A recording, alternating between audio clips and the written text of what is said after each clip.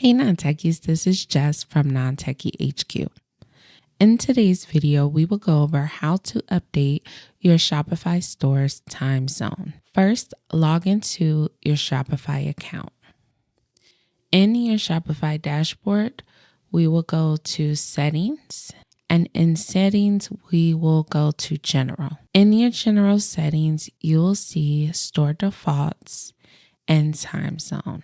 From here, click the drop down and select the time zone for your store. Once you've updated that, click Save. So that is how to update your Shopify store's time zone.